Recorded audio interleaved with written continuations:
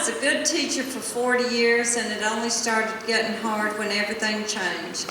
One day I was a normal teacher in a normal classroom. Then next thing I knew, the children were coming in with names like Bandana and Eurasia and Montpelier. And I said, those are things and places, children, and you are people. What on earth is going on? And there were names I couldn't even pronounce, and I can guarantee you that you don't readily go calling names you can't say. I'm looking for the Johns and Bills and Toms, and they just weren't there anymore. I had to write a phonetic spelling alongside each and every child by the time I retired. I'm a human, a woman. I was an English teacher and a bit of an amateur writer myself, but I'll tell you, things went so far off course I just didn't even know where I was anymore. What once was generous compassion for high school students with all their angst and crap going on turned into pure tea, agitation, and fury. I didn't get frustrated by who I am. I got frustrated by what they were reading and wanting to write about. I said, you're too smart for this. Dwarfs and wizards and gnomes and vampires, big blue aliens with tails like monkeys. I said, what I wouldn't give for a good old-fashioned story about somebody losing his or her virginity or getting an abortion. Grandma died, and for the first time I knew I was mortal. Or what about the one where the boy doesn't want to kill a deer, but Granddaddy makes him so he can. I was wanting to write something myself, and it was dying to get out of my head, but couldn't find the door. It was also plugged up with that malarkey.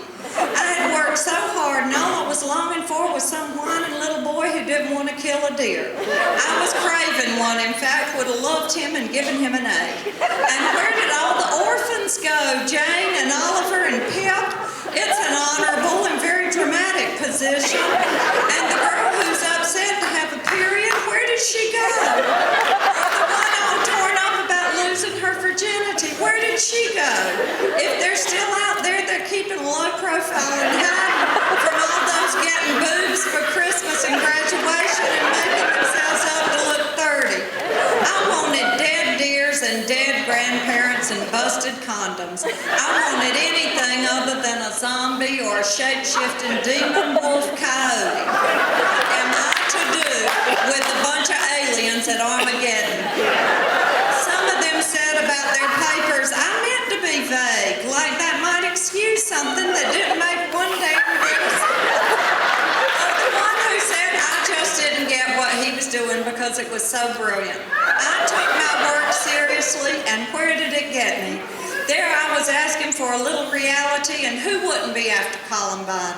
What teacher on the planet after Virginia Tech didn't study her classroom windows and doors and the desk arrangements and hatch some plan for how she would protect all those young bodies, even the ones that got on her last damn nerve? And then this one boy meaning to push my button, this one boy named something like Montreal Fedora, offered up some literary criticism on the death of Julius Caesar. He said, and I quote, them dudes was mean as shit, weren't they? And I said, those dudes were mean as shit. That is what I got in trouble for. Some kid in there, probably Parker, Ramsey, or Tate, went home and tattled.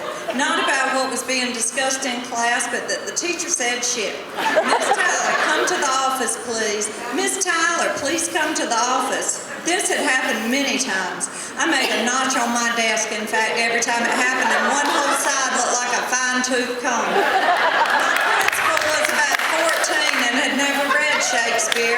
How did I know? I asked him one day.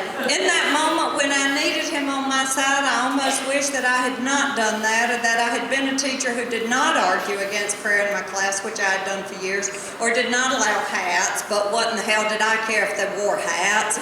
Some of them might have been sporting bad haircuts they were ashamed of, or keeping their lice locked in. What did I care? I didn't tell on kids who refused to stand for the Pledge of Allegiance either. I figured we'd have plenty of battles to fight, and I needed to choose the most important. I mean, these are humans growing up and witnessing the uterus as a competitive sporting arena. Who would have ever thought that? Irresponsible birth control will get you a TV show and a magazine cover. Octo, sexto, moron, damn. I said to my principal, the boy king, I asked him, if I retire like you say I have to, who will teach these children? Who will promise me they'll tell the boys to keep their trousers zipped and tell the girls not to go promising things they do not intend to deliver? Who will teach birth control? Who will teach the value of literature? I said, who will tell them nobody gives a shit about how dwarfs and trolls have sex? If they had, the Brothers Grimm would have figured it out and already done it. They had every opportunity. What I wouldn't have given for a stained soul. Just one good stained soul. I